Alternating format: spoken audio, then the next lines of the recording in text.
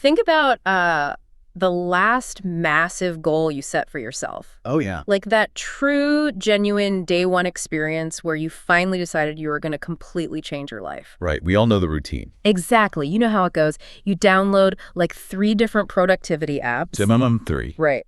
And you go to the store and you buy that pristine, really expensive new notebook. The one you swear you were going to write in every single morning. Yes. You are sitting there at your desk, or maybe you're lacing up your brand new sneakers, and you just feel like an absolute superhero. You've put the cape on. You really have. I mean, you can see the future, and the future is you just completely crushing this objective. It feels amazing. It does. But statistically speaking, by day 14, there is an 80% chance you have already abandoned the entire project. 80%.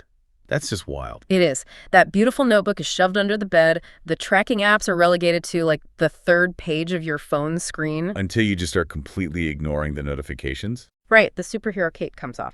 So what actually happens between day 1 and day 14? Well, we tend to view that drop-off as a personal failure. Yeah, totally. We tell ourselves we just lack discipline, or we aren't built for hard work. But if we look at the psychological mechanics of starting something new, that initial day 1 motivation is essentially biologically designed to betray you. That is a fascinating way to frame it. Like, we aren't failing, we are relying on a faulty system. Exactly. And that is exactly what our deep dive is about today. We are exploring this piece of writing called Rekindling the Fire, 3 Secrets to Unstoppable Motivation. It's a great piece. It really is. Our mission today is to dissect the underlying mechanics of why that initial excitement flatlines so predictably. Right. And then we're going to extract the source material's 3 specific secrets to bypassing that crash. Yeah. We want to figure out how to get the fire back once it feels like it has completely burned out. And, the author does something incredibly useful right out of the gate here. Rather than shaming the reader for that day 14 crash, the text just accepts it as a psychological baseline. It's just human nature. Exactly. It diagnoses the core problem with a very simple but profound statement. New is exciting, old feels like work. Okay, let's unpack this, because old feels like work is the hurdle that trips absolutely everyone up. Oh, without a doubt. The text gives this highly relatable example of deciding to learn how to draw. I love this part. Right. You have this sweeping vision in your head of creating a masterpiece. That had to be Picasso. Exactly. You buy the expensive sketch pad, you put pen to paper, and you realize your very first attempt looks less like actual art and more like the text literally calls it a scary potato. A scary potato. It's such a perfect image. It really is. And the scary potato phase is a perfect distillation of what we call novelty decay. Novelty decay. Yeah, so when you first conceive of a new goal, like buying the apps, getting the sketchbook, adopting this new identity of someone who's learning to draw, right, your brain releases this massive flood of dopamine. Just a huge rush. Exactly. And that dopamine acts as a biological masking agent. Wow, a masking agent. Yeah. It makes you feel invincible, and more importantly, it temporarily hides the actual physical and mental energy required to perform the task. I mean, it operates just like a sugar rush. That's a great way to put it. You eat a giant handful of candy, and for about 20 minutes, your body is just surging with artificial energy. You feel like you could run through a brick wall. Totally. But a crash is biologically inevitable. You can't avoid it. Right. You cannot sustain a human body on a diet of refined sugar, and you cannot build a long-term habit on the volatile fuel of novelty. Because eventually, the dopamine dissipates, the novelty just wears off. It always does. And when that masking agent is gone, you are left sitting at a desk, staring at a scary potato. Just feeling miserable. Right, suddenly feeling the full, unvarnished weight of the cognitive load. Because the actual process of improving requires sustained, unglamorous effort. Exactly. And when the brain registers that discrepancy, the gap between the high expectations of day 1 and the difficult reality of day 14. It hits a wall. It immediately seeks to conserve energy. Which explains why the couch always wins. Always. When the novelty sugar crash hits, the brain looks at the sketchbook, looks at the comfortable couch, calculates the energy expenditure, and basically says, let's just go lie down. Yeah, let's take a nap. We are fighting our own evolutionary wiring to conserve calories. We are. And if we rely solely on that initial burst of excitement, we will forever be trapped in this cycle of starting, crashing, and abandoning. It's exhausting. It really is. Novelty is a starter motor. It is not the main engine. Right. To build long-term momentum, the text argues we have to transition away from novelty and tap into a completely different power source. And that transition is what the source calls secret number 1. Uncover your true why. The why. Yeah. If novelty is the terrible fast-burning fuel, we have to replace it with something deeper to survive past the scary potato phase. What's fascinating here is how the text draws a very firm structural line between a goal and a why. Because we mix those up all the time. We consistently conflate the two in our daily lives. Take learning a new language, like English. Okay. The literal objective, the target you are aiming at, is learning English. Right, that's the goal. That is the goal. But the text argues that a goal, on its own, is fundamentally hollow. Because it's just a logistical outcome. Exactly. It does not possess the emotional weight necessary to sustain you when the work becomes tedious. And the source gets incredibly vivid about this distinction. Yeah, it does. It says the why is the freedom to travel. It is the confidence to actually speak to someone in a foreign country without freezing up in panic. Oh, that panic is real. So real. Or it's the joy of sitting on your couch on a Friday night and watching a foreign film without needing the subtitles. Yeah. The why isn't the language itself. It's the specific human experience the language unlocks. And that emotional resonance is the only thing that can counterbalance the brain's desire to conserve energy. Makes sense. The text provides a very clear cognitive pivot for when you feel your motivation dropping. It instructs the reader, when the fire gets low, focus on the why, not the workload. See, I want to push back on that slightly. Oh, okay, let's hear it. Let's say I am sitting at my desk. I have a stack of, 500 vocabulary flashcards in front of me. Sounds awful. Right. Visualizing myself confidently walking down a street in London is a beautiful thought, sure. Yeah. But it doesn't make memorizing irregular verbs any less excruciating in this exact second. Fair point. So how does focusing on the why actually help me get through that giant stack of flashcards? Well, consider what happens when you focus exclusively on the flashcards. Okay. The workload itself acts as a massive psychological fire extinguisher. A fire extinguisher. Yeah, when you stare at the mountain of work, your brain calculates the massive immediate cost. The time, the frustration, the boredom. Ugh, yes. But it registers zero immediate reward. And the brain's natural response to high cost and zero reward is task avoidance. It just dumps cold water right on whatever spark you have left. Exactly. But visualizing the why alters that subconscious calculation. How so? It brings the delayed reward forward into the present moment. Oh, I see. By consciously imagining the ultimate emotional payoff, like laughing at a joke in a movie without reading the translation, you are reminding your brain that the temporary discomfort of the flashcards is a worthwhile transaction. You are giving the suffering a purpose. Exactly. Without the why, the workload is just arbitrary punishment. I mean, I want you, the listener, to really pause and evaluate the goal that is currently gathering dust under your bed. Think about it. Are you letting the sheer weight of the heavy workload blur out your vision of the finish line? It happens so easily. It does.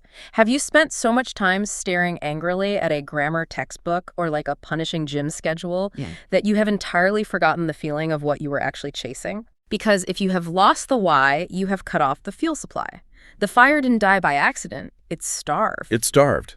The why provides the necessary context for the effort. It justifies the energy expenditure to your brain. Okay, so let's assume we implement this. Right.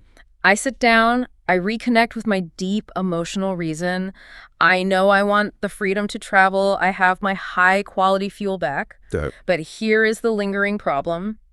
A massive, life-changing why can still feel incredibly intimidating. Oh, absolutely. Knowing I want to travel the world doesn't automatically make my body get up and start working. No, it doesn't. The gap between sitting on the couch and studying for an hour is still vast. So how do we actually cross that gap? The source addresses this friction directly with secret number 2. Okay.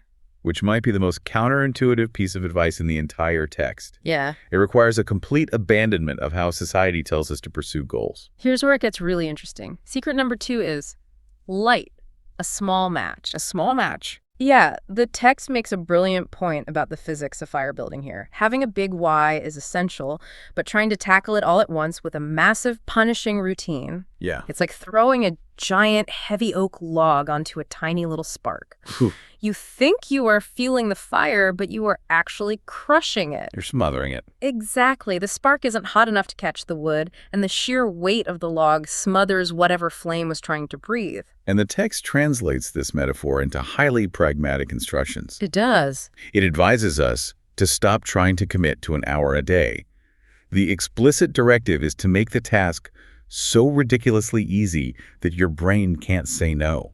And the examples it gives sound completely absurd at first glance. They really do. It says, don't sit down and study for an hour. Just commit to reading one single page. One page. Don't promise yourself that you're going to go to the gym and sweat for an hour. Yeah. Just put on your gym shoes. The instructions are deliberately microscopic. Just put on the shoes. Wait, I struggle with this concept whenever I hear it. Really? Why? If I just put on my gym shoes and stand in my hallway, part of my brain is fully aware that I am trying to trick it. Right. Doesn't this feel slightly patronizing to ourselves? I mean, society tells us that if we aren't suffering for a full 60 minutes, it doesn't count as a workout. That's the myth. So how does a ridiculously small step, a step I know is a psychological trick, actually outsmart an adult brain? Well, if we connect this to the bigger picture, it works because it directly targets a mechanism known as task initiation friction. Task initiation friction. Yes, the hardest part of any endeavor isn't the work itself. It is the transition from a state of rest to a state of effort. Right. Sir Isaac Newton's first law of motion, an object at rest stays at rest, applies profoundly to human psychology. Oh, that's so true. When you're sitting on the couch, the friction required to jump from at rest to studying for an hour is astronomically high. It feels impossible. Your brain's executive function perceives a massive threat to its energy reserves and just shuts the motivation down. It's like staring at a vertical cliff face and being told to sprint to the top. Exactly. But the friction required to just read one page or just tie your shoes, it is nearly zero. Barely an inconvenience. You bypass the brain's threat detection system because the energy cost is negligible. Right. And to answer your question about tricking yourself, your brain might know it's a trick, but it also knows that tying a shoe is practically effortless. So it doesn't bother deploying the resistance mechanisms. That makes a lot of sense. And here is where the magic happens. Once you read that single page or tie that shoe, you are no longer an object at rest. You've lit the small match. You are an object in motion. And an object in motion stays in motion. Yeah. The text reveals that the secret isn't actually about the gym shoes or the single page. The secret is the generation of momentum. Momentum. Once you are standing by the door with your shoes on, the absurdity of untying them and sitting back down often propels you to just step outside. Because taking the second step requires significantly less willpower than taking the first.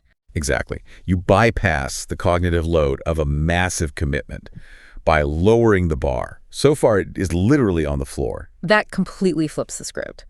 We are essentially lowering the bar to bypass our own ego. Yes. We have to let go of the idea that a workout only counts if it destroys us, or that a study session only matters if it lasts all night. Exactly right. Don't worry about building a bonfire yet. Just strike the tiny match. Lowering the barrier to entry is the most effective way to guarantee consistency. And consistency, even in microscopic doses, compounds over time. Okay, so we have a system building here. You know, you row your why, so you have a destination. Mm-hmm. You've lit your small match, so you have overcome the friction of starting and built some momentum. You are actually doing the work. You're moving.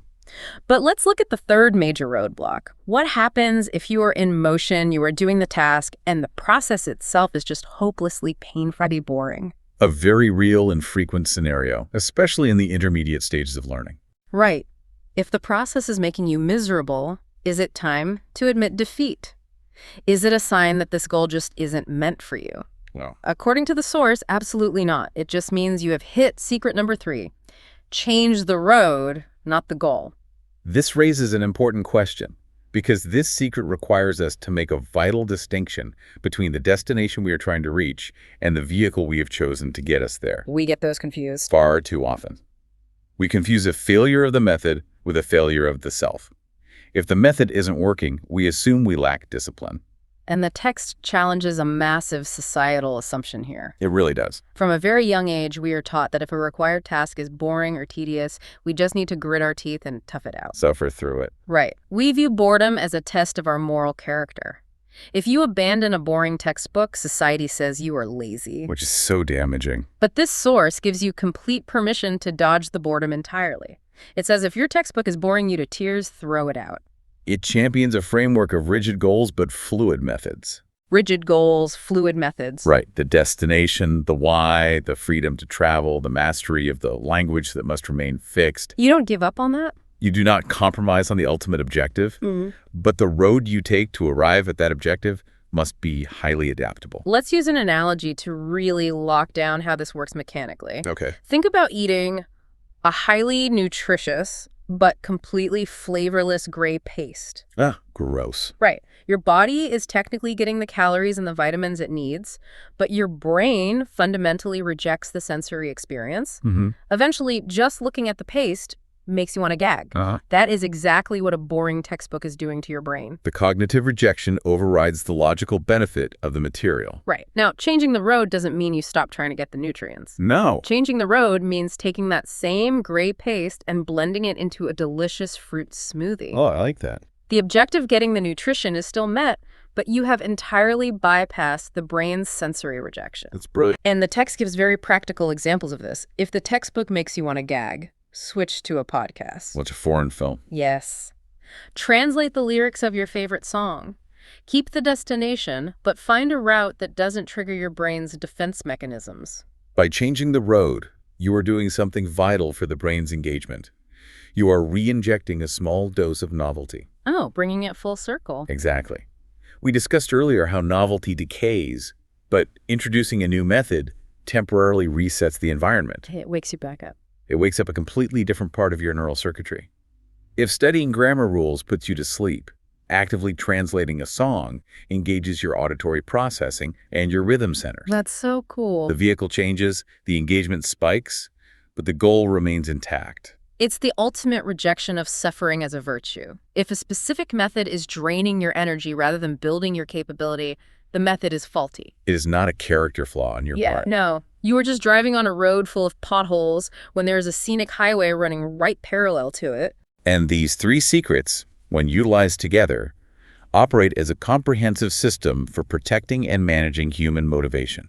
They really do. They account for the biological reality of how our brains actually function, rather than how we wish they function. So let's bring this all together for you, the listener. Yeah. What does this mean for that goal currently gathering dust under your bed? Time to dig it out. The source leaves us with a truly empowering realization. If your fire feels small right now, or even if you think it is completely extinguished, it hasn't permanently disappeared. It's still there. Motivation isn't a fixed trait that you either possess or lack. It is a physical fire that simply requires maintenance. You initiated this journey on day one for a valid, powerful reason. And that underlying reason hasn't vanished just because the daily reality got difficult. The text actually prompts the reader at the end with a direct question, and we want to pass that challenge directly to you. Ask yourself today. Right now. What is your why? Really think about it. If you are trying to learn a language or get fit or build a business, why are you really doing it? Dig past the superficial logistical goal and find the emotional core. Find it. Find the specific freedom, the confidence, or the joy that you are actually chasing. Identify the deep fuel. Yeah. And once you find it, you must engineer your habits to protect it from the friction of daily life. I want to leave you with a final thought to mull over today, building on the imagery from this text. It's powerful stuff. The author states that your fire is just waiting for you to give it some air. Just some air. Consider the mechanics of that statement deeply. If your fire feels dead right now, if you are stuck on the couch and scrolling past your tracking apps, it is not because you are broken. No. It is not because you are uniquely incapable of discipline. It is simply because your fire is suffocating. It needs to breathe. So, I want you to ask yourself, which of the three airs are you currently denying it? Are you suffocating your fire because you have forgotten your deeper hued?